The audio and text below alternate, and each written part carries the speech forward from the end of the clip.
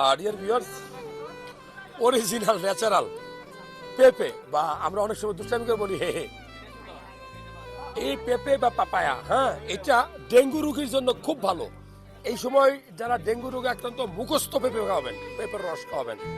সবচেয়ে ইম্পর্টেন্ট, যাদের বীর্য পাতলা, টেস্টোস্টেরন লেভেল কম, একদম আপনি সময় দিতে পারেন না, হ্যাঁ, প্রিম্যাচুর ইজাকুলেশন হয়, তাদের জন্য বলবো এই পেঁপে আপনি বেশি বেশি খাবেন।